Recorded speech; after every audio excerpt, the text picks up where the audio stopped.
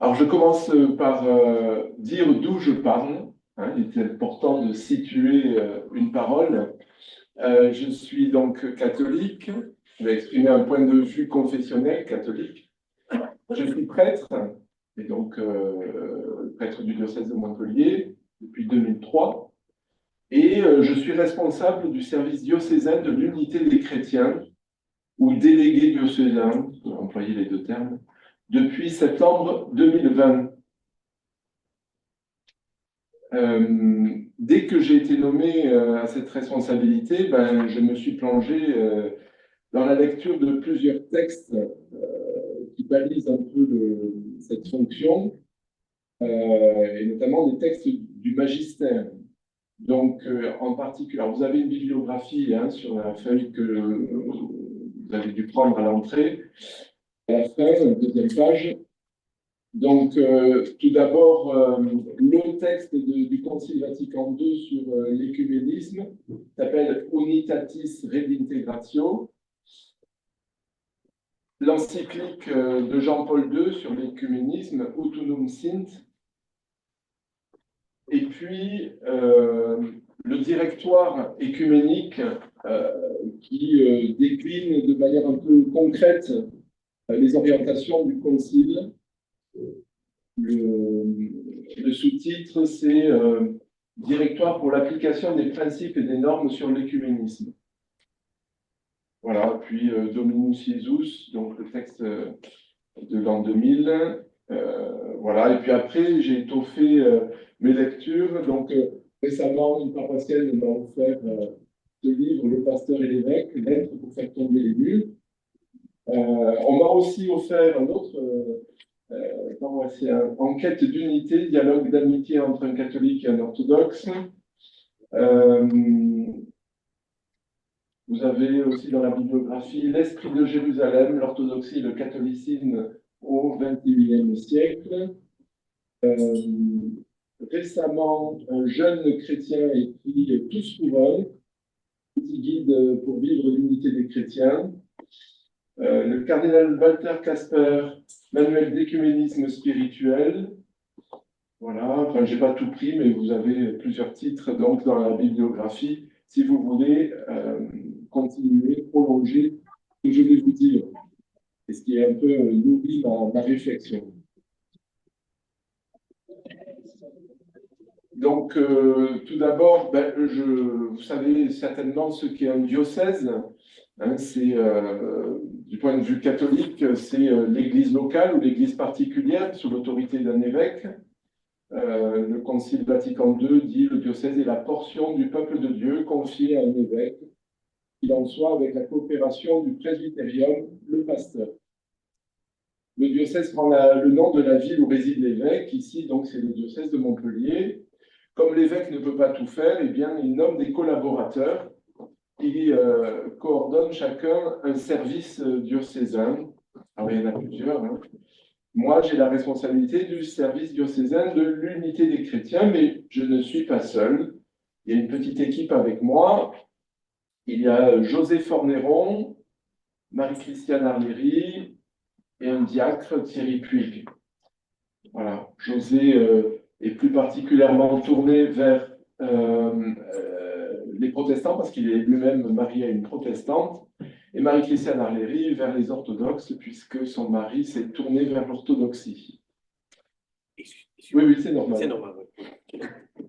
Alors, on a choisi l'expression unité des chrétiens plutôt que le terme d'écuménisme, pour plusieurs raisons. D'abord, certains chrétiens évangéliques, notamment, n'aiment pas le mot écuménisme, qui leur paraît certainement signifier syncrétisme, mélange. Donc voilà, il y a une réticence, et il faut la prendre en compte de la part de certains courants chrétiens vis-à-vis de ce mot écuménisme. À Rome, il y a un dicaster, c'est-à-dire un ministère du pape qui se nomme dicaster pour la promotion de l'unité des chrétiens. Je pourrais vous projeter une image. Le service, le dicaster pour la promotion de l'unité des chrétiens, voilà.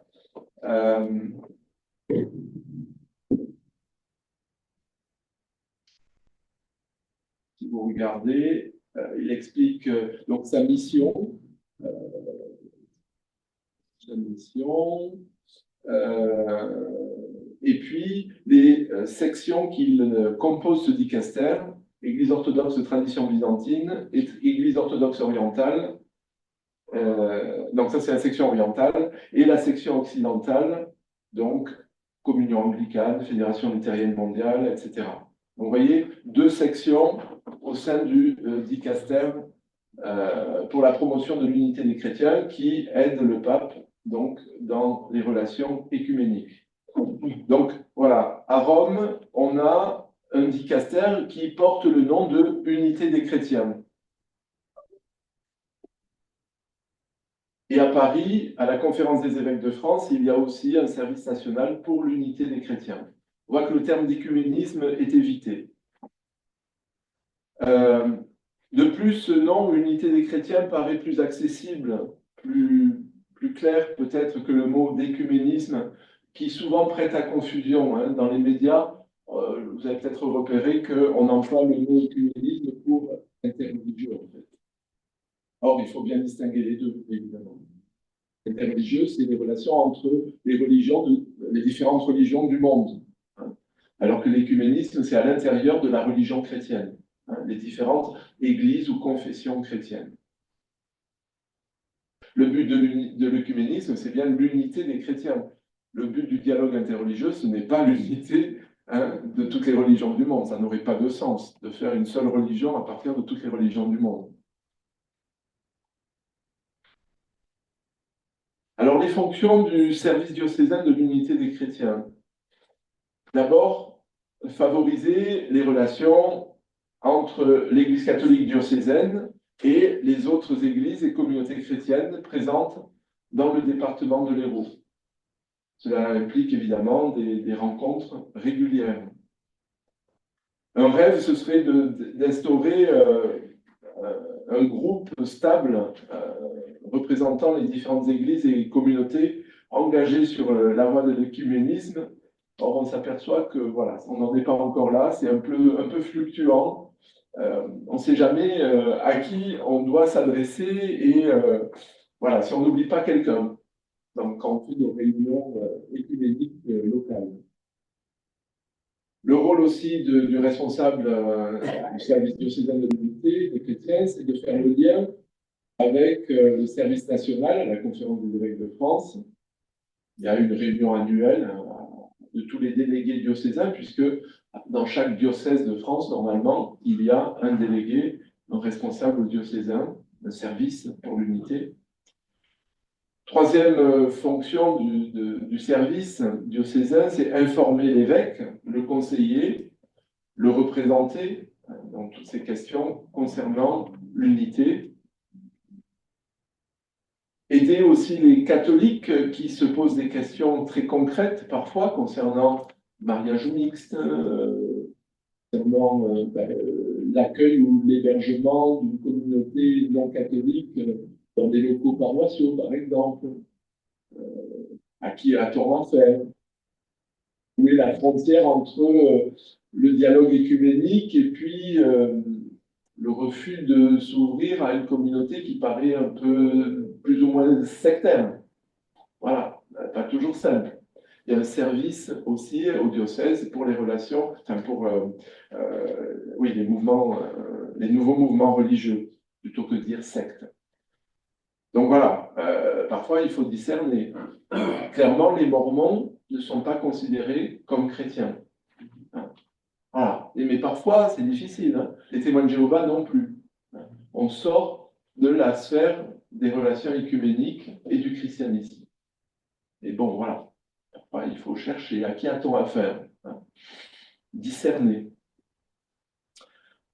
Autre axe de notre service, c'est évidemment de travailler au sein même de l'Église catholique pour qu'elle devienne de plus en plus ouverte, sensible à cette question de l'écuménisme. Et cela implique un travail d'éveil et de formation. Car évidemment, un des principaux obstacles, c'est l'ignorance de ce que sont les autres chrétiens. Souvent, on vit et on fonctionne à l'intérieur de son Église, de sa communauté. Éviter le repli sur soi et essayer le plus possible de s'ouvrir aux autres et aider les catholiques aussi à s'ouvrir aux autres chrétiens.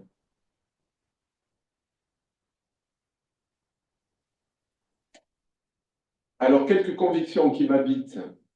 Vivre l'unité des chrétiens, ça forge aussi des convictions au bout de quelques années. D'abord, ce qui nous unit, la foi au Christ, la foi au Dieu un et trine, l'Évangile, tout cela est plus important que ce qui nous sépare.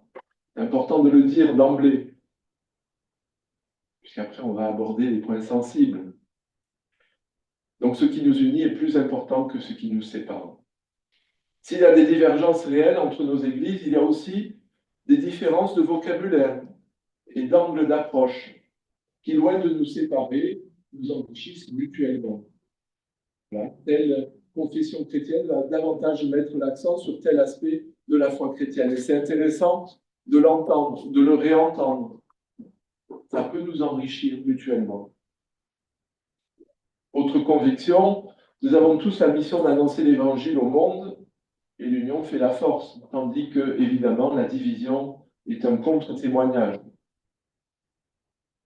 Saint Paul interroge dans la première aux Corinthiens, le Christ est-il divisé? Non, évidemment.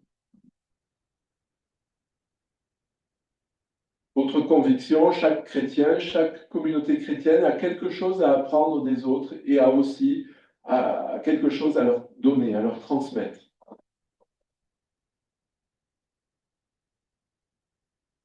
Donc ne nous replions pas sur nous-mêmes, mais essayons de partager nos richesses. Enfin, la rencontre, l'amitié, la reconnaissance des chrétiens dans leur diversité, la prière en commun sont des expressions indispensables de l'unité, déjà là.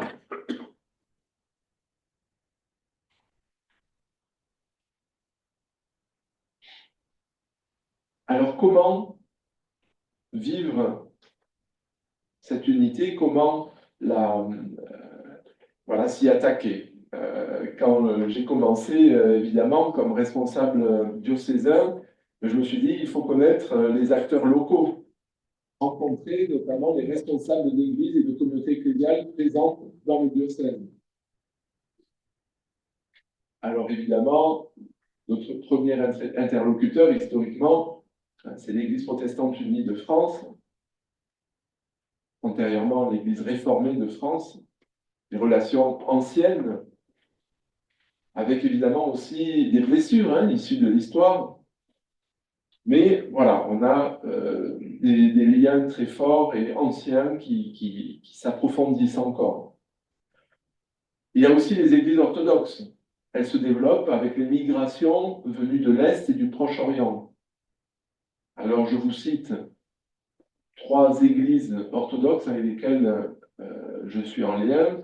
L'église grecque orthodoxe, Sainte Philotée d'Athènes, à Gramont, le père Pierre Casarian, du patriarcat œcuménique de Constantinople, métropole grecque de France. C'est important de voir aussi les juridictions chez les orthodoxes. Il y a l'église roumaine avec 2 prêtres, le père, ils s'appellent tous les 2 Johann. Alors, il y en a un qui est hiéromoine, c'est-à-dire moine et prêtre, et l'autre qui est prêtre marié. C'est la paroisse Saint-Apôtre André à Latte, se réunissent dans une église catholique prêtée à Latte, et ils sont sous la juridiction de la métropole orthodoxe roumaine d'Europe occidentale et méridionale. L'évêque métropolitain, un archidiocèse. L'église russe aussi, c'est le père René Flugueul, paroisse Sainte-Hélène et Sainte-Croix, à Seine-Neuve, là aussi une église catholique qui leur est prêtée. Archevêché des églises orthodoxes russes en Europe occidentale, exarcat du patriarcat œcuménique de Constantinople. Voilà pour les orthodoxes. Et puis, il y a la multitude des églises évangéliques et pentecôtistes. Et là, le catholique que je suis est un peu perdu. D'autant qu'il y a beaucoup d'églises qui ouvrent et qui ferment assez vite, hein. Des églises de maison. Donc, par définition, elles n'ont pas le pignon sur rue, hein, mais voilà, elles se réunissent dans une maison individuelle. Là, j'ai une amie à Jacou, elle a vendu sa maison et c'est un pasteur d'une église évangélique qui a racheté la maison et qui a ouvert une église évangélique de maison. Ils sont 5 ou 6 hein, dans son église, mais voilà. Et puis, il y a des églises ethniques, chinois, malgaches, coréens, etc., etc. Alors, vous croisez le critère ethnique et le critère confessionnel, et vous avez une église luthérienne malgache, vous avez une église réformée coréenne, etc., etc. Donc, voilà, ça démultiplie les interlocuteurs. Donc, certains sont justement fermés au dialogue écuménique. Alors, ce que nous faisons concrètement ici, il y a d'abord la semaine de prière pour l'unité des chrétiens, ici comme ailleurs, depuis longtemps. Ça existe chaque année du 18 au 25 janvier. C'est évidemment un peu un prétexte à la rencontre en vue d'organiser une prière commune, parfois un échange de chair ou une invitation au culte et à la messe. Le service diocésain recense les initiatives locales sur le site du diocèse. Et j'essaie, quand je vois des confrères, de les encourager à se saisir de cette proposition mondiale et annuelle pour organiser quelque chose localement sur leur paroisse. Mais l'initiative peut venir aussi des fidèles, pas seulement des pasteurs. Alors, cette année, en 2025, il y a déjà 2 dates que j'ai retenues. Le 21 janvier à l'église de Morin, à 20h30. Donc, c'est une église qui est partagée entre catholiques et luthéro-réformés. Et donc, il y aura une prière commune le 21 janvier. Et le vendredi 24 janvier, à 18h, à l'église grecque orthodoxe Sainte-Philotée d'Athènes, à Gramont. Vous pouvez noter ces rendez-vous et venir. Vous serez accueillis chaleureusement. Vous connaissez aussi Église verte, c'est une autre initiative nationale. C'est un label Église verte qui a été lancé en 2017 par les 3 églises du Conseil d'église chrétienne en France, l'Église catholique, l'Église orthodoxe, l'Assemblée des évêques orthodoxes de France et la Fédération protestante de France.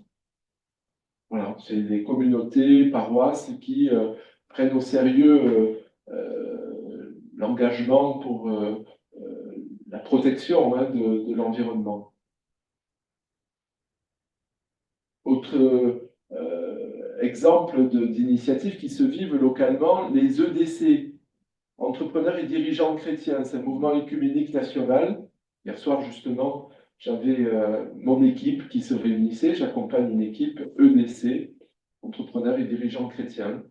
Donc, il y a des catholiques, des protestants, des orthodoxes qui se retrouvent une fois par mois pour échanger à la lumière de l'Évangile sur leur engagement comme dirigeants chrétiens d'entreprise. Et ils réfléchissent à partir de la doctrine sociale hein, de l'Église, l'enseignement social. Vous connaissez aussi l'ACAT, l'Action des chrétiens pour l'abolition de la torture, créée en 1974.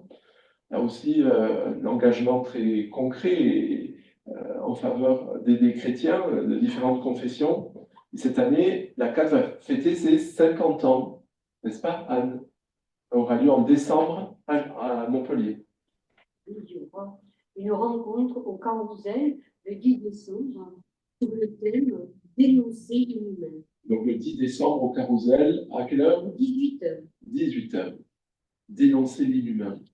Voilà. Prise de position commune des chrétiens. Avec l'avocat François Roux et un pasteur protestant qui a été longtemps engagé au communion.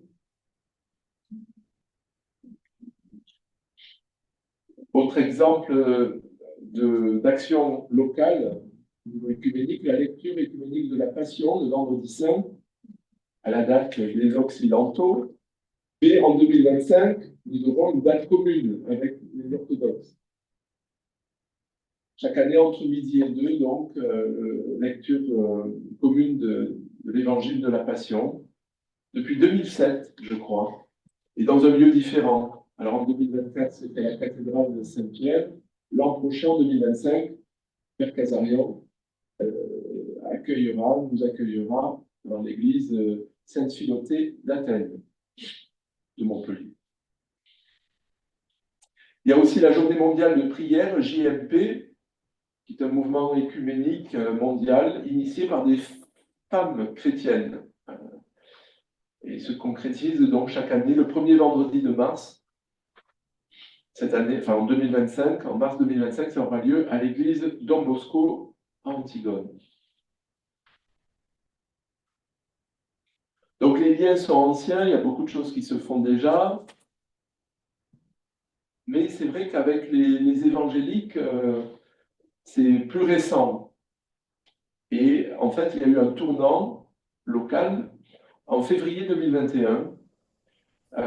Monseigneur Carré, alors archevêque de Montpellier, et moi-même, nous avons été invités à la Fraternité protestante et évangélique de Montpellier. Un groupe qui se rassemble régulièrement, je ne sais plus si c'est tous les 15 jours ou tous les mois, qui rassemble des luthéro-réformés et des évangéliques de Montpellier pour une réunion de travail. L'archevêque a été invité à parler de sa foi, donc un chrétien parmi des chrétiens. Et il s'est dévoilé, il a dévoilé un peu sa foi, sa vie de foi, et ça a touché les protestants et les évangéliques présents. Et de là a découlé une meilleure connaissance réciproque, une meilleure reconnaissance réciproque. Et voilà. Donc, pas mal de barrières psychologiques sont tombées. Et de là ont surgi plusieurs initiatives. D'abord, une rencontre annuelle des pasteurs, prêtres, responsables autour d'un repas annuel, donc à l'initiative de Monseigneur Turini, quand il est arrivé à Montpellier. Le premier repas a eu lieu en janvier 2023. En janvier 2024, eh bien, c'est au Carousel que nous avons fait ce repas, les Pumas qui nous a reçus.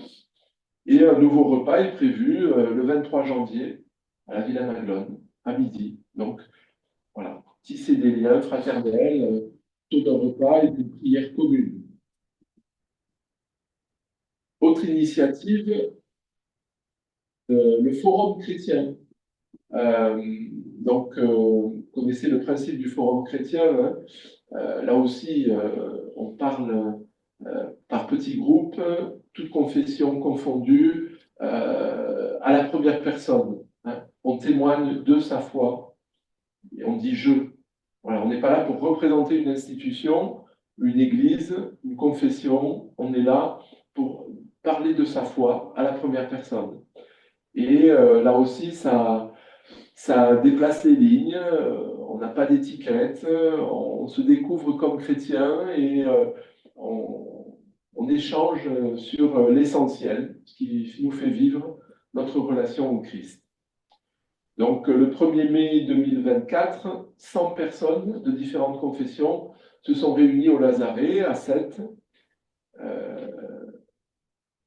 Et on a prévu de recommencer cela le 8 mai 2025, toujours au Lazaret. On espère être 200 cette année. Voilà. On monte. Alors, il y a quand même, on s'aperçoit des groupes qui résistent au dialogue œcuménique. Et voilà, comment les toucher, comment les rejoindre, comment les inviter. C'est pas simple. Je pense aux assemblées de Dieu, les ADD, pentecôtistes. Voilà, on n'a pas réussi pour l'instant. Si vous avez des liens, des contacts, on serait heureux de leur tendre la main et qui s'ouvrent au dialogue écuménique. Au niveau du service diocésain, on a aussi une émission à la radio diocésaine, RCF Maguelone. s'intitule Chemin vers l'unité. Et c'est José Fonderon qui en est plus spécialement chargé. Il est toujours à la recherche d'idées, de thèmes ou d'intervenants. Si vous en avez, n'hésitez pas à le contacter voilà, pour son émission à la radio diocésaine. J'en viens maintenant à la deuxième partie de mon intervention, les principes catholiques de l'écuménisme. Et je vais pour cela relire un petit peu le texte du Concile Vatican II, Unitatis Redintegratio. Le point de départ, c'est le constat de nos divisions. Et la division des chrétiens, dit le texte du Concile, s'oppose ouvertement à la volonté du Christ. Cette division est pour le monde un objet de scandale et fait obstacle à la plus sainte des causes, la prédication de l'Évangile à toute créature.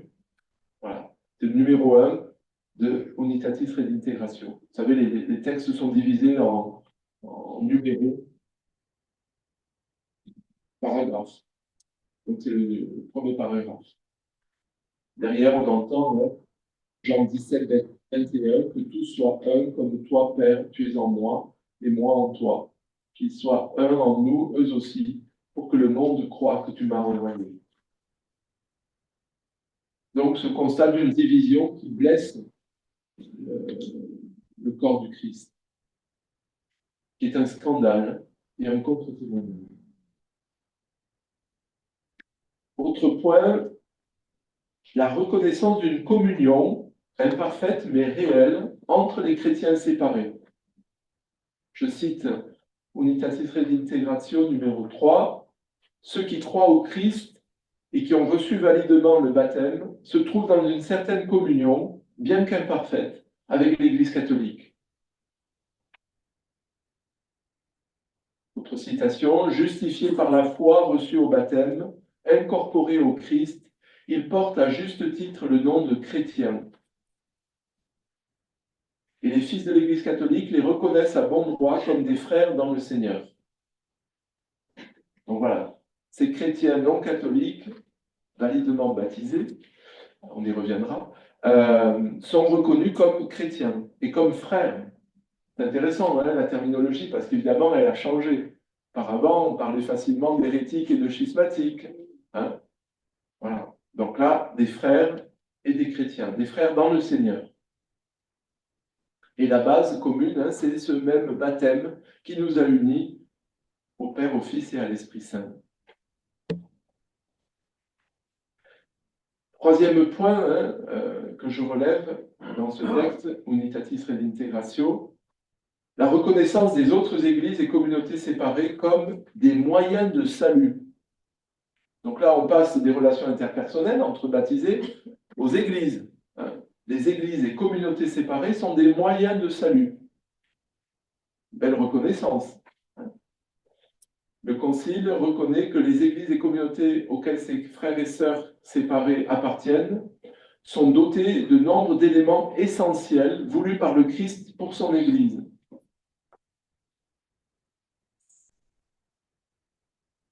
Et que l'Esprit Saint peut se servir de ces communautés comme des moyens de salut.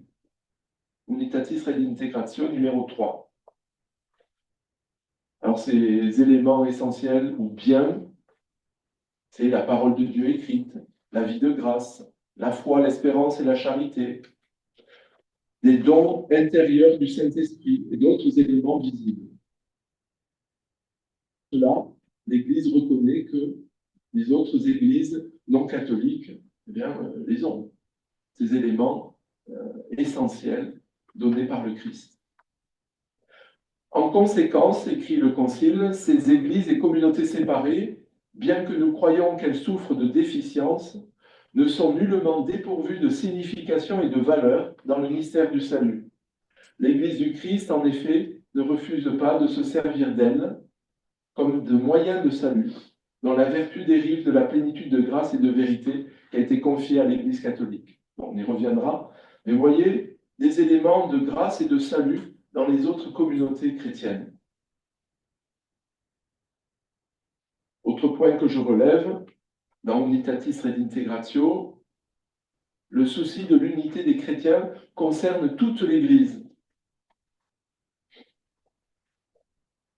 fidèle autant que pasteur, et touche chacun selon ses capacités propres, aussi bien dans la vie quotidienne que dans les recherches théologiques et historiques.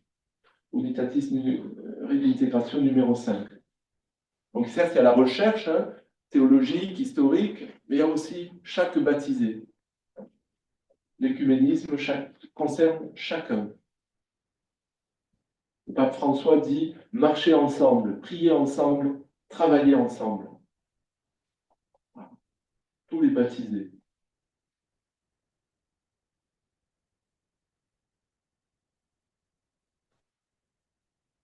Alors, j'avance et j'aimerais d'abord faire une précision de vocabulaire concernant les églises orientales.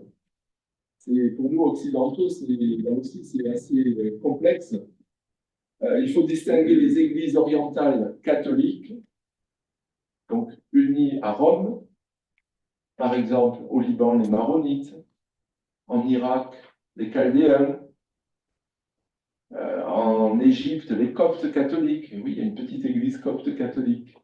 En Europe de l'Est, les gréco-catholiques. On parle beaucoup de l'Ukraine, majoritairement orthodoxe, mais il y a, je crois, 10% de gréco-catholiques en Ukraine.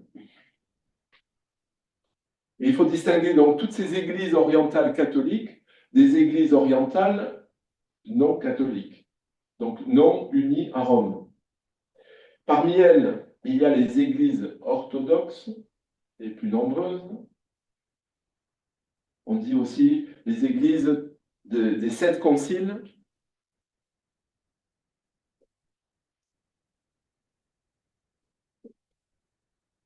Parce que nous avons 7 conciles en commun.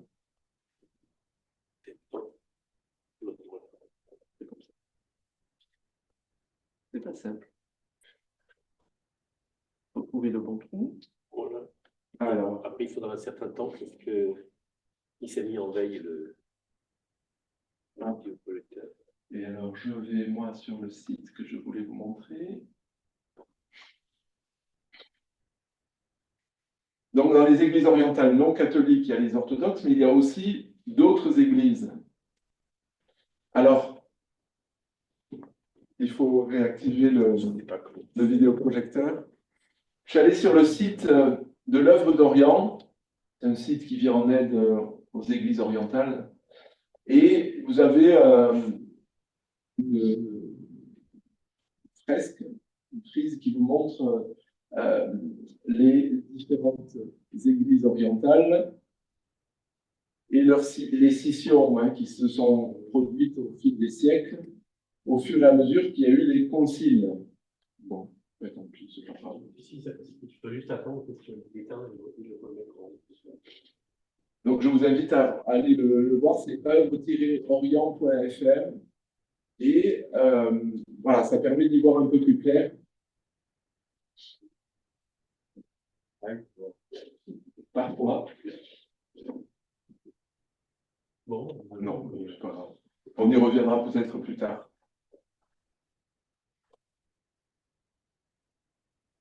Mais en fait, je pense que quand on le débranche et qu'on le laisse longtemps débrancher. Ouais, pas grave. Donc, il y a des églises orientales, donc catholiques, qui ne sont pas parmi les orthodoxes, les églises des 7 conciles. Donc, notamment l'église apostolique assyrienne de l'Orient, qui s'est séparée au concile d'Éphèse, qu'on a longtemps qualifiée de nestorienne. Et puis, il y a les églises non chalcédoniennes, donc qui sont séparées au concile de Chalcédoine, notamment donc l'église copte d'Égypte, et à sa suite l'église éthiopienne, copte éthiopienne. Il y a l'église jacobite, l'église syriaque orthodoxe, et puis l'église apostolique arménienne. Voilà. Donc toutes ces églises non chalcédoniennes qu'on a longtemps considérées comme monophysites parce qu'elles n'ont pas signé Chalcédoine, qui a défini les deux natures du Christ. Voilà, elles ne font pas partie des églises orthodoxes, mais on les appelle églises orthodoxes orientales. Bon, ça prête à confusion tout ça. Mais voilà, tout ça, c'est des églises orientales non catholiques et avec lesquelles Rome essaie de dialoguer. Et notamment, il y a eu des accords christologiques qui ont permis de lever l'ambiguïté sur les églises non chalcédoniennes, qu'on a longtemps donc accusées d'être monophysites. Et les accords christologiques ont permis de lever cette ambiguïté, elles ne sont pas monophysites. Ça marche pas. Voilà.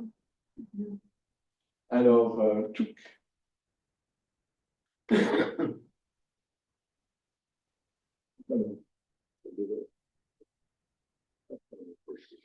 Voilà. Donc, vous voyez là les conciles. Ça, c'est les dates des conciles.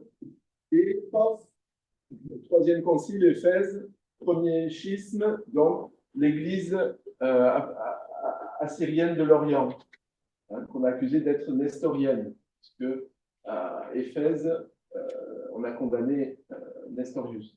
451, c'est Chalcédoine. Donc là, c'est les églises non chalcédoniennes, les Coptes, les Éthiopiens, les Arméniens et les Syriens. 1054, là, c'est le schisme d'Orient, les orthodoxes, les 4 patriarcats d'Orient. Et puis, on arrive à la réforme protestante. Là, c'est en Occident. 1517, Luther. Donc voilà, je voulais vous montrer ça. Vous avez à l'extrême droite, là, toutes les différentes églises, du coup, qui sont apparues au fil des siècles.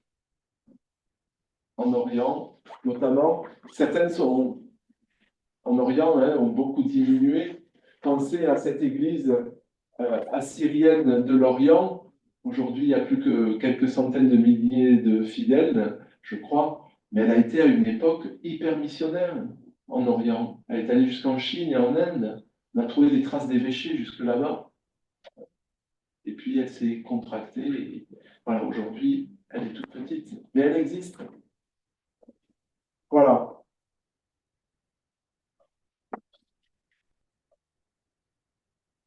Alors, on va faire maintenant un peu d'ecclésiologie. Point de vue catholique, évidemment, je le répète. Je vais reprendre Unitatis Redintegratio du numéro 13 au numéro 23. Au numéro 13, voici ce qu'écrit le Concile. Nous examinons maintenant deux sortes de scissions principales qui ont affecté la tunique sans couture du Christ. Les premières eurent lieu en Orient, soit du fait de la contestation des formules dogmatiques des conciles d'Éphèse et de Chalcédoine, qu'on vient de voir, soit plus tard du fait de la rupture de la communion ecclésiale entre les patriarcats orientaux et le siège romain. D'autres ensuite, plus de 4 siècles plus tard, se produisirent en Occident à la suite d'événements que l'on a coutume d'appeler la Réforme. Il en résulta que plusieurs communions, soit nationales, soit confessionnelles, furent séparées du siège romain. Donc voilà, Rome envisage, du point de vue historique, ces deux grandes cassures en Orient et en Occident. Et vous avez vu qu'au dicaster, pour la promotion de l'unité des chrétiens à Rome, il y a deux sections, une orientale et une occidentale.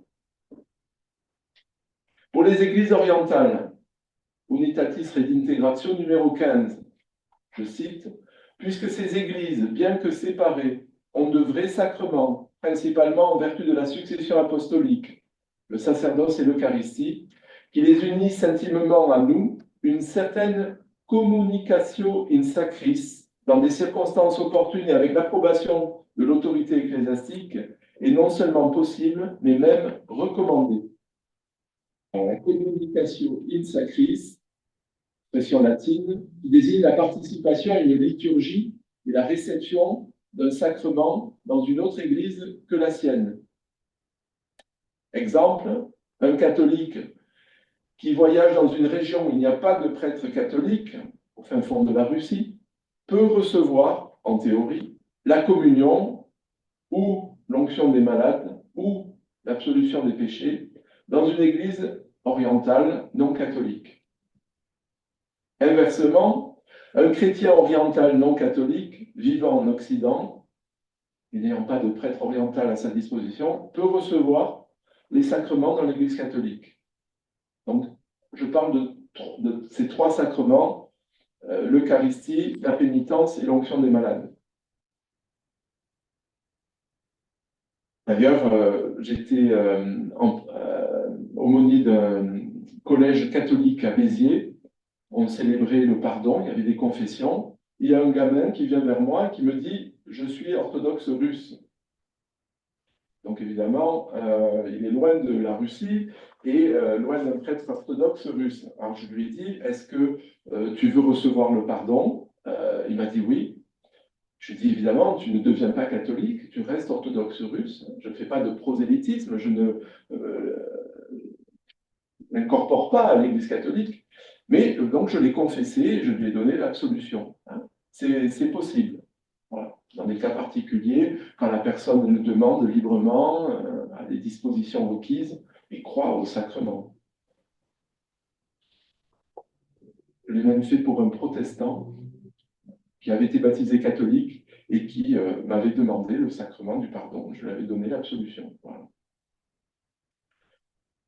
Pour les communautés issues de la Réforme, Unitatis Redintegratio numéro 19, les églises et communautés ecclésiales qui, à l'époque de la grande crise commencée en Occident à la fin du Moyen-Âge, ou dans la suite, furent séparées du siège apostolique romain, demeurent unies à l'Église catholique par une affinité particulière et par des relations dues à la longue durée de vie que le peuple chrétien a passée dans la communion ecclésiastique au cours des siècles antérieurs.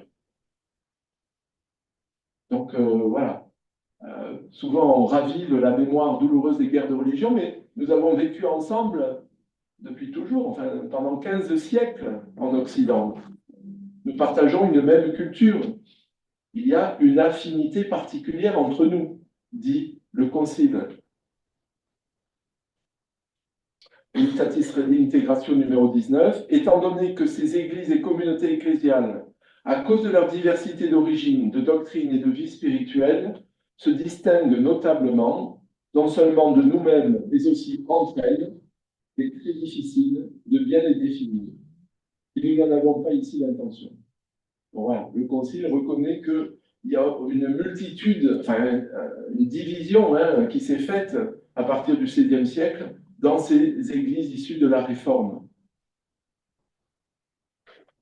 Unitatis Redintegratio numéro 22, bien qu'elle n'ait pas avec nous la pleine unité dont le baptême est la source, et bien que nous croyons que, en raison surtout de la déficience du sacrement de l'ordre, elles n'ont pas conservé la substance propre et intégrale du mystère eucharistique, cependant, les communautés ecclésiales séparées de nous, lorsqu'elles célèbrent la Sainte Seine, à la Sainte Seine, le mémorial de la mort et de la résurrection du Seigneur, professent que la vie consiste dans la communion au Christ et attendent son avènement glorieux. Il faut donc que la doctrine sur la scène du Seigneur, les autres sacrements, le culte et les ministères de l'Église fassent l'objet du dialogue. Donc là, le Concile souligne le problème ecclésiologique de fond. Nous n'avons pas la même conception de l'Église, du ministère ordonné et de l'Eucharistie. Si je résume, avec l'Orient, nous avons une théologie commune, les mêmes sacrements, les mêmes 7 sacrements, mais la culture nous a séparés, éloignés, et nous avons du mal à nous comprendre. Avec les protestants, nous partageons une même culture, de mêmes affinités, un même univers mental, mais nous avons des divergences théologiques et ecclésiologiques profondes.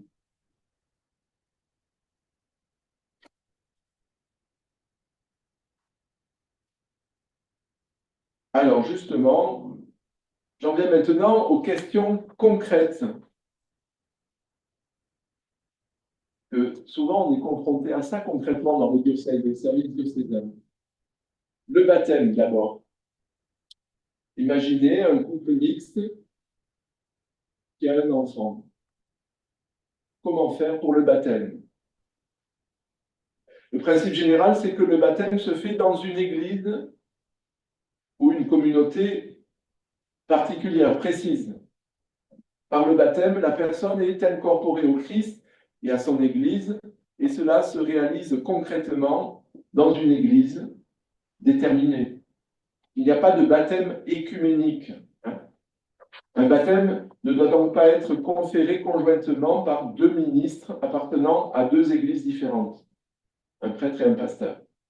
Il y a un seul ministre du baptême et le baptisé est incorporé dans l'église où il est baptisé. L'Église catholique reconnaît tout baptême célébré par immersion ou par infusion, versant l'eau uniquement sur la tête, avec la formule trinitaire, au nom du Père, du Fils et du Saint-Esprit. Donc, tout baptême célébré au nom de la Trinité est a priori valide aux yeux de l'Église catholique.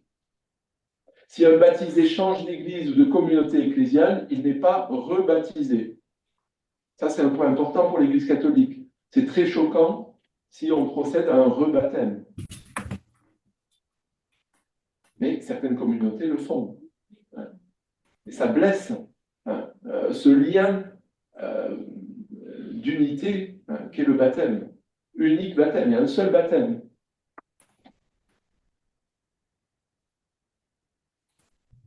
Le mariage mixte, donc, dans le droit canonique, le droit de l'Église catholique, un mariage mixte, c'est tout mariage entre une partie catholique et une partie baptisée qui n'est pas en pleine communion avec l'Église catholique. Par exemple, un catholique et une protestante, l'inverse. Évidemment, je parle du cas où les deux parties tiennent à garder le lien avec leur Église, ce qui est à encourager, évidemment. Mais souvent, eh bien, sur les deux, il y en a un qui est moins relié à sa communauté d'origine. Et souvent, donc, celui qui est moins relié à sa communauté est absorbé dans la communauté de l'autre. Mais si les deux tiennent à garder le lien avec leur Église, ce qui est à encourager, eh bien, ils doivent contacter les ministres de leur Église respective. Et là, il y a une préparation au mariage, des rencontres avec le prêtre ou le pasteur, mais aussi avec d'autres couples, évidemment. Chaque partie est invitée à découvrir l'Église de l'autre et à voir dans son couple mixte une occasion de progresser dans la recherche de l'unité. Côté catholique, il nous faut faire un dossier de mariage et d'abord vérifier qu'il n'y a pas eu de mariage antérieur, que les deux sont libres. C'est le vocabulaire du droit canonique. On demande des certificats de baptême. Et puis, chacun des deux doit rédiger une déclaration d'intention. La déclaration d'intention, c'est pour vérifier qu'ils sont bien conscients des 4 engagements qu'ils prennent au mariage.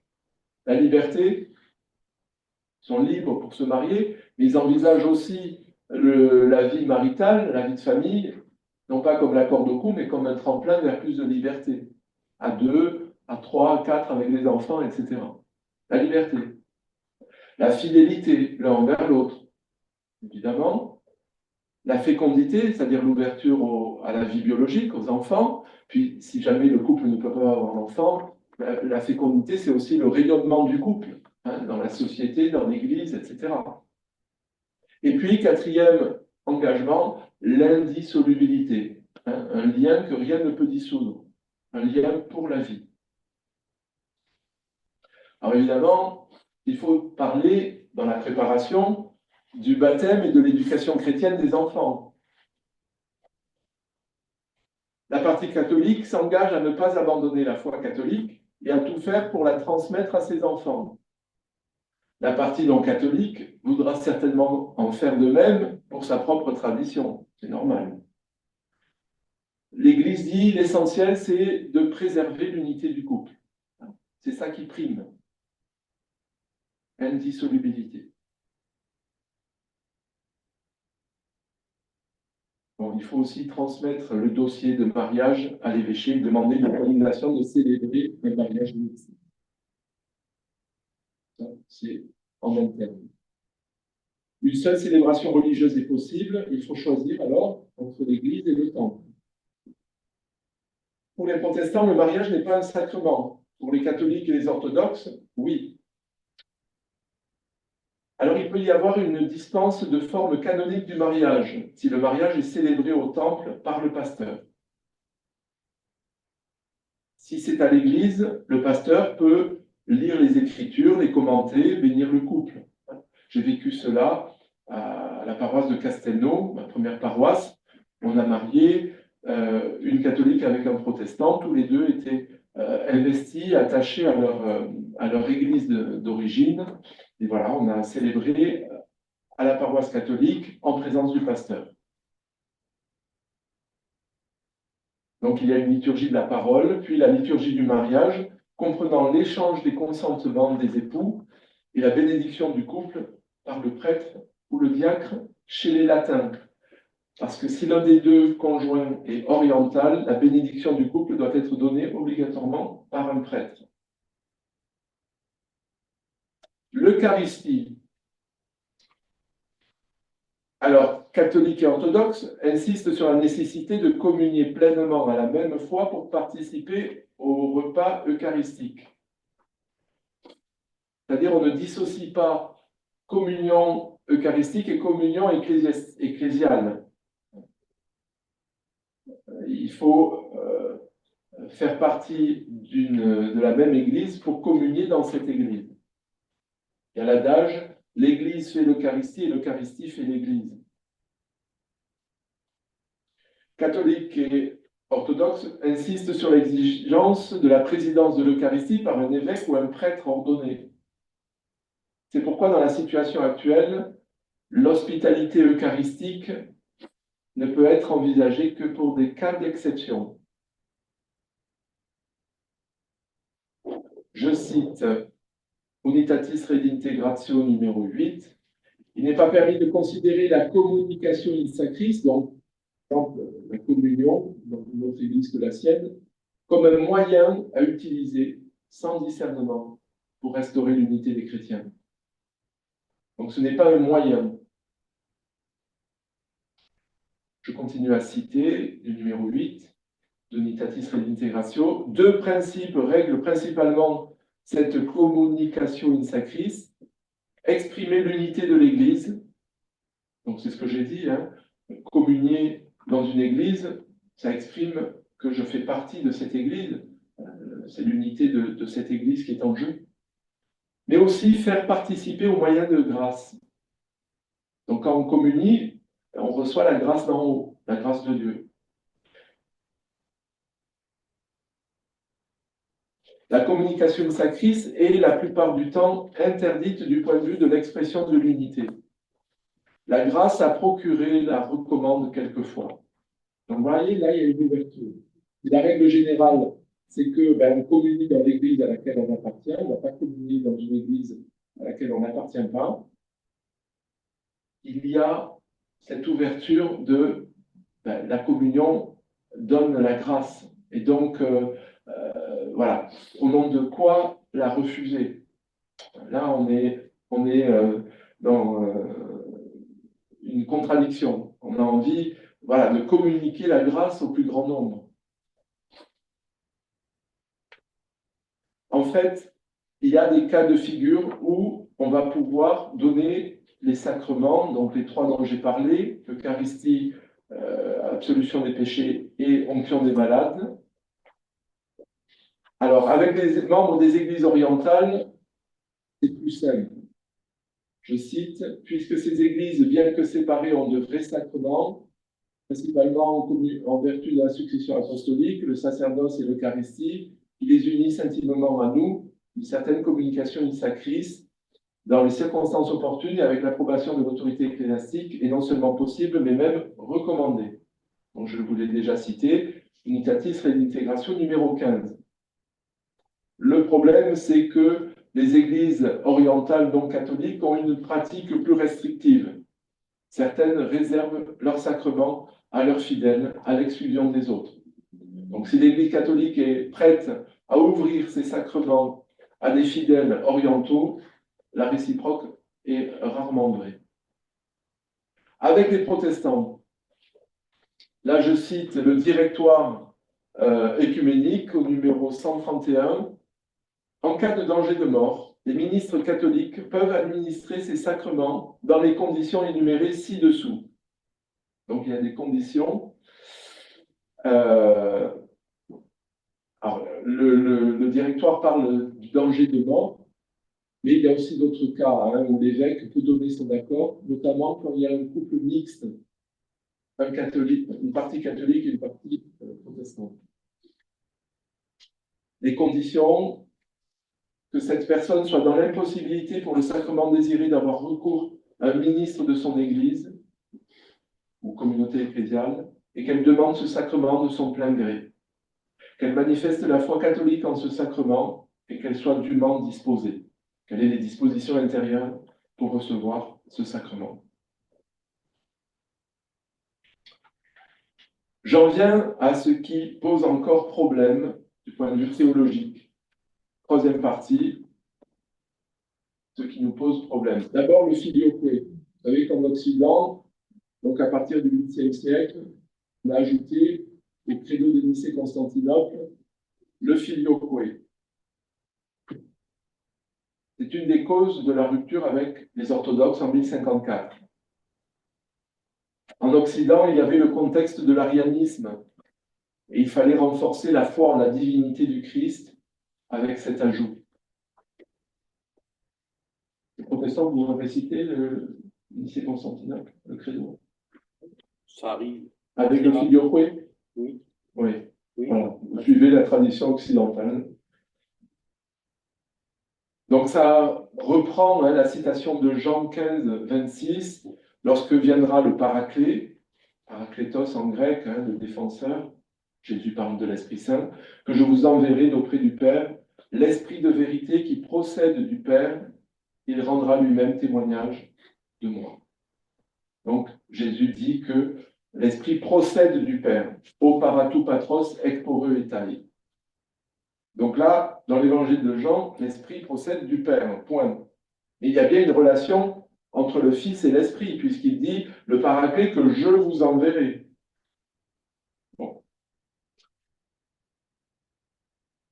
Il y a trois problèmes dans le filioque. L'un est canonique. Les catholiques latins, l'Occident, a eu tort de toucher à ce qu'un concile écuménique avait défini. Seul un autre concile écuménique pourrait rajouter le filioque. Voilà. Il y a eu une décision unilatérale, il faut le reconnaître. Ensuite, il y a un problème philologique. En grec, le verbe ekporeuetai procède à un usage restreint. Procéder, ekporeuetai, c'est un passage vers l'extérieur à partir d'un point d'origine unique. Il ne peut y avoir qu'une origine qui est le Père pour les Grecs. Voilà. La procession, c'est l'esprit qui procède de cette unique origine qu'est le Père. En latin, procédere a un sens plus vaste, c'est un mouvement vers l'avant, et il peut y avoir deux origines, le Père et le Fils. Troisième problème du filioque, c'est un problème théologique. Les orthodoxes ont peur que les occidentaux portent atteinte à la monarchie du Père. Le fait que le Père seul est la source de la divinité dans la Trinité. Alors ils accepteraient qu'on dise l'Esprit procède du Père par le Fils. Voilà. Bon, le pape a accepté que le credo soit proclamé à Saint-Pierre sans l'ajout du filioque en présence des orthodoxes. Donc il y a quand même des marges de manœuvre. Mais voilà, pour l'instant, on en est là. Marie, autre sujet de contentieux. Vous savez que les catholiques ont proclamé deux dogmes, l'Immaculée Conception en 1864 et l'Assomption en 1950.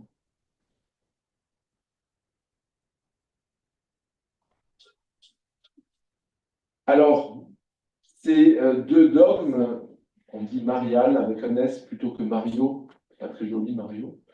Ces deux dogmes marial, l'Église dit qu'il faut les recevoir dans la hiérarchie des vérités.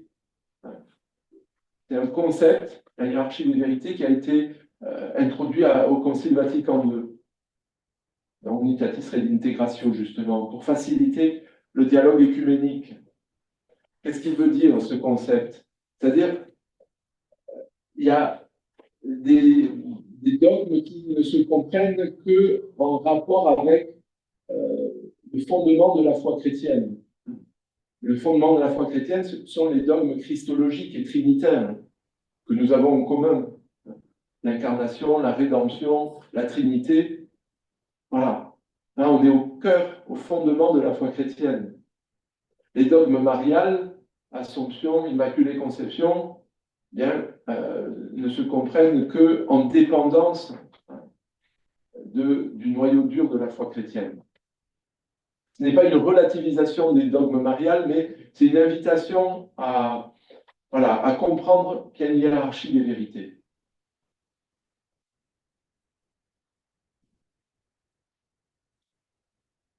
Voilà. Les protestants, évidemment, récusent les deux dogmes mariales que je viens de citer. Ils pensent qu'ils n'ont pas de fondement biblique et qu'ils obscurcissent l'essentiel de la révélation biblique en donnant lieu souvent à une dévotion mariale sans lien direct avec l'Évangile. Alors, Luther a eu de beaux textes, le commentaire du Magnificat sur Marie, et il dit de Marie qu'elle est l'icône de tout croyant. Pour les orthodoxes, ces deux dogmes mariales catholiques sont superflus, ont été définis dans le cadre de la vision augustinienne du péché d'Adam, le péché originel. Ça, c'est étranger à la tradition orthodoxe. On remarque quand même que les orthodoxes disent de Marie qu'elle est la Panagia, la toute pure, et fête la conception de Marie le 9 décembre. Là où l'Église catholique célèbre l'Immaculée Conception le 8 décembre, on n'est pas loin. Alors, où situer la sanctification de Marie? Les pères de l'Église ont donné des réponses variées. Certains disent dès sa conception, c'est ce que dit l'Église catholique avec l'Immaculée Conception. D'autres disent à l'Annonciation, tu es comblé de grâce, kekaritomene en grec. En Marie, il n'y a pas d'obstacle à la grâce divine. Ou à la Pentecôte. Et là, il y a l'iconographie orientale qui place Marie au centre des apôtres lors de la descente de l'Esprit Saint. Les orthodoxes qui célèbrent la dormition de Marie le 15 août. Voilà. Donc, là aussi, on n'est pas loin mais avec un accent différent de l'Assomption de Marie, fêtée par les catholiques. Autre problème lié à Marie, la virginité perpétuelle, définie à Constantinople II, 5e concile écuménique en 553. Là, je crois que les protestants ne reçoivent pas ce 5e concile écuménique. Voilà, comment comprendre les frères et sœurs de Jésus dans l'Évangile. Bon, voilà. Vous savez que dans la tradition catholique, ce sont des cousins, comme dit Saint Jérôme, Saint Augustin, Saint Jean Chrysostome. Dans la tradition orthodoxe, ce sont des demi-frères de Jésus par Joseph, issu d'un mariage antérieur. Et là, il s'appuie sur le protévangile de Jacques, qui date de la fin du IIe siècle. Et puis la tradition protestante, eh bien, ce sont de vrais frères et sœurs de Jésus, nés après lui. Puisque les protestants reçoivent la virginité de Marie au moment de la conception et de la naissance de Jésus. Voilà, derrière, il y a aussi tout le problème de l'invocation de Marie et des saints. Dans la tradition catholique et orthodoxe, les saints sont au ciel, ils intercèdent pour nous, ils sont fêtés tout au long de l'année liturgique. Alors l'Église catholique distingue le culte d'adoration qui est rendu à Dieu seul, Père, Fils et Esprit Saint, et le culte de vénération rendu au Saint. Ce n'est pas seulement une différence de degré, mais aussi une différence de nature. Il y a une différence qui existe entre le Créateur et les créatures. Dans la tradition protestante, il y a le refus de tout culte des saints, culte des saints considéré comme de l'idolâtrie. J'en viens au ministère ordonné et au sacrement. Là, c'est le point crucial de divergence qui se focalise aujourd'hui sur voilà, qui préside la célébration eucharistique. Derrière, il y a une différence de compréhension du ministère ordonné. Aux yeux de l'Église catholique et de l'Église orthodoxe, la différence de compréhension sur ces points est telle qu'elle reste séparatrice et empêche la communion eucharistique entre chrétiens de différentes confessions. Dans la tradition protestante, eh bien, il y a le sacerdoce universel de tous les baptisés. Par le baptême, nous sommes prêtres, prophètes et rois. Et il n'y a plus de prêtre au sens sacerdoce ministériel ou presbytérat.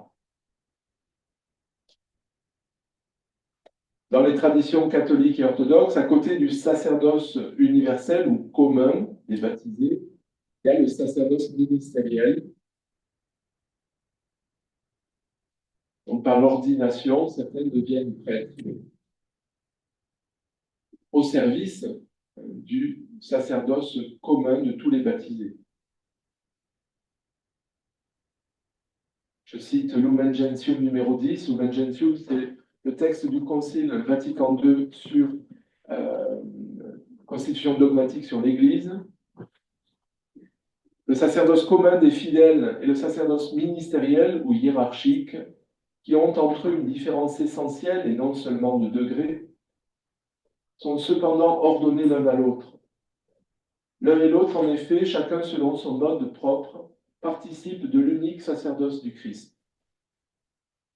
Celui qui a reçu le sacerdoce ministériel jouit d'un pouvoir sacré pour former et conduire le peuple sacerdotal, pour faire, dans le rôle du Christ, le sacrifice eucharistique et l'offrir à Dieu au nom du peuple tout entier. Les fidèles, eux, de par le sacerdoce royal qui est le leur, concourent à l'offrande de l'Eucharistie et exercent leur sacerdoce par la réception des sacrements, la prière et l'action de grâce, le témoignage d'une vie sainte, leur renoncement et leur charité effective. Donc, Lumen Gentium numéro 10, qui essaie d'articuler sacerdoce ministériel et sacerdoce commun des baptisés. Dans la tradition protestante, le pasteur a un ministère particulier dans l'Église, mais il n'est pas le seul à présider les sacrements. Un non-pasteur peut présider la Sainte Seine. L'Eucharistie, appelée Sainte Seine chez les protestants, est avec le baptême un des deux sacrements conservés dans la tradition protestante. Les protestants refusent l'idée selon laquelle l'Eucharistie est une actualisation du sacrifice du Christ. Il s'agit principalement d'un acte mémoriel dans la tradition protestante. Les protestants réfutent également la transsubstantiation, le principe catholique selon lequel Jésus-Christ est réellement présent dans l'Eucharistie sous les apparences du pain et du vin. Luther préférait parler de consubstantiation. Pour Luther, le Christ est effectivement présent dans le pain et le vin, mais ces deux derniers conservent aussi leur propre nature. Calvin estime quant à lui que la présence du Christ est symbolique. Alors, des différences de conception de l'Eucharistie. J'en viens à la primauté de l'évêque de Rome. Là aussi, c'est complexe.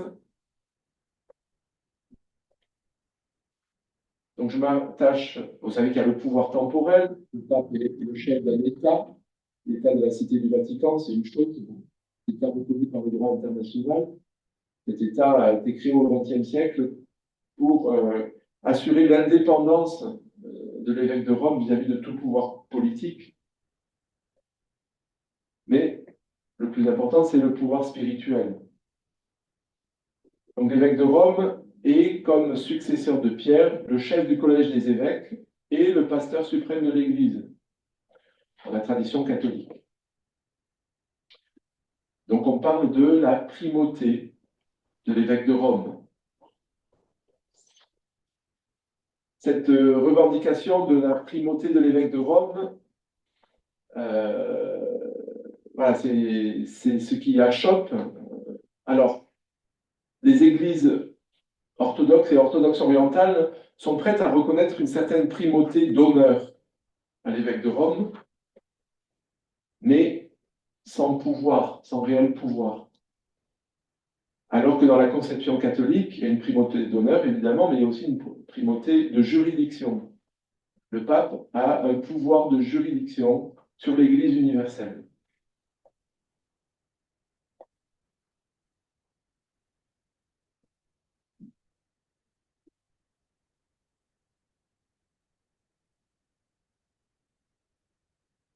L'infaillibilité pontificale, définie à Vatican I en 1870.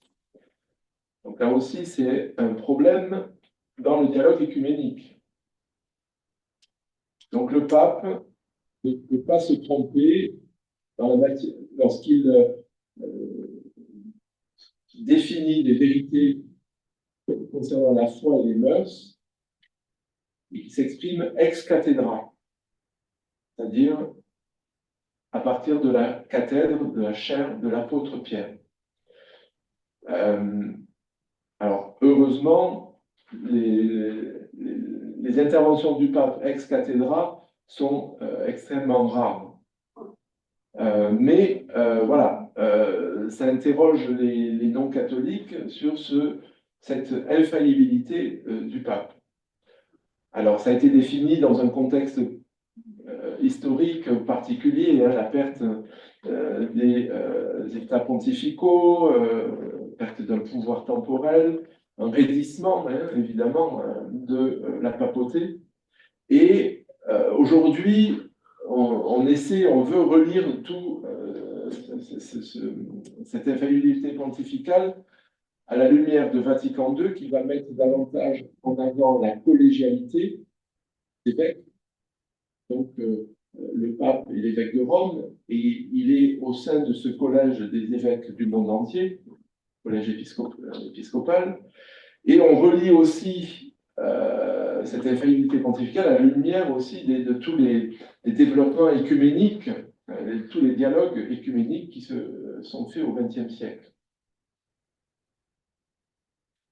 Et là, récemment, donc, a été publié, je vous l'ai mis dans la bibliographie, un point fait par le dicaster pour la promotion de l'unité des chrétiens, un point qui a été fait sur le dialogue écuménique portant sur la primauté de l'évêque de Rome.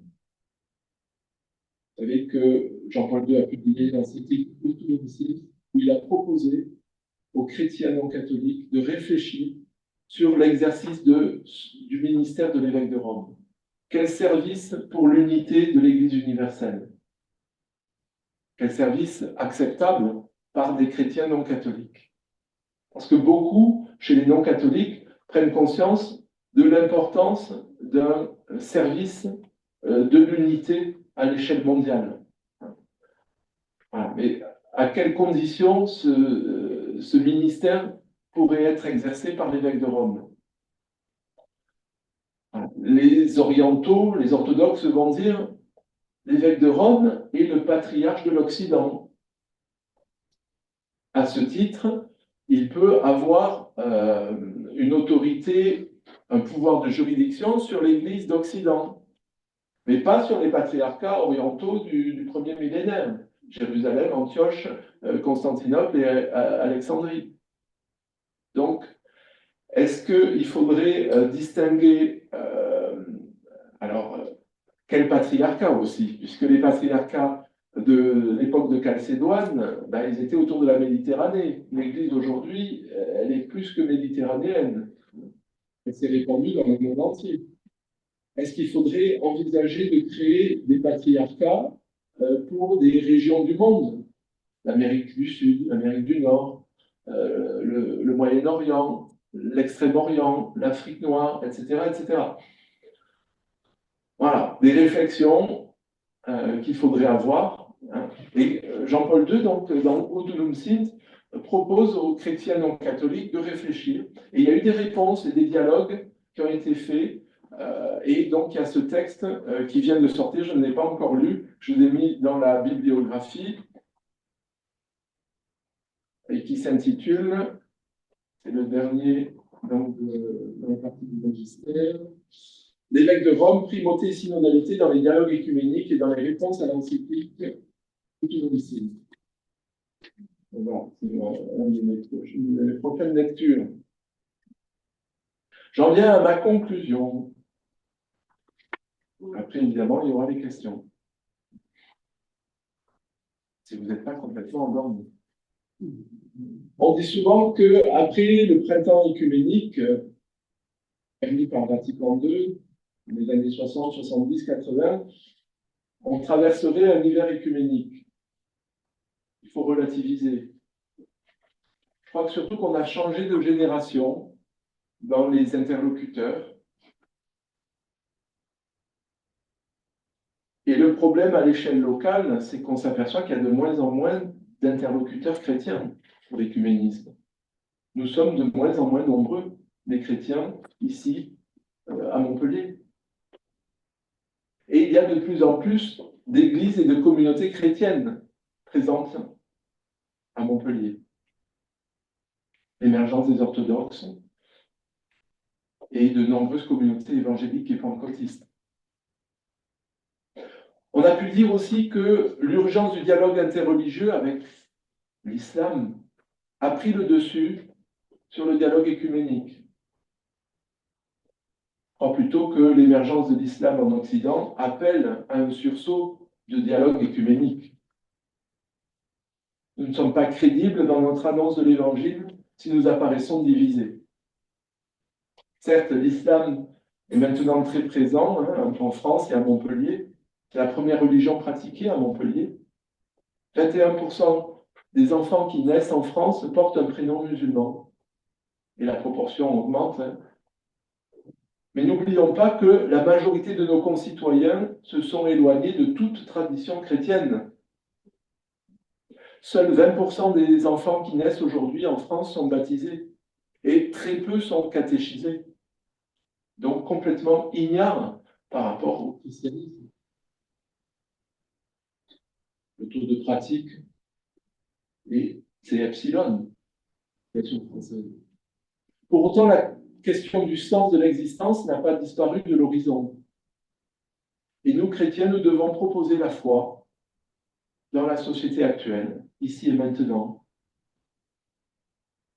Et pour cela, il nous faut être crédibles. Et la recherche de l'unité des chrétiens est vitale pour le témoignage chrétien, et donc pour l'avenir du christianisme, ici. Alors, à côté des mouvements centripètes, de convergence, tous les dialogues écuméniques, tous les rapprochements qui se font, il y a de nouveaux mouvements centrifuges, et je le déplore.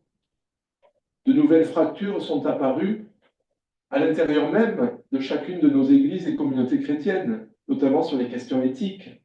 Je pense à l'homosexualité. On voit que à l'intérieur de chacune de nos églises, il y a différents courants, des courants libéraux qui vont accepter et valider les évolutions sociétales et des courants conservateurs qui vont refuser ces évolutions. Il nous faut essayer de maintenir l'unité à l'intérieur même de nos églises, ce qui n'est pas une mince affaire.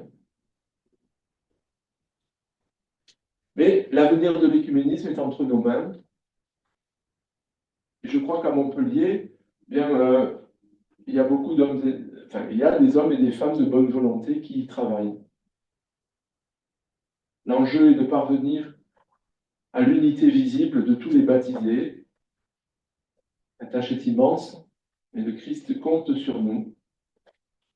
Ne nous décourageons jamais, car rien n'est impossible à Dieu.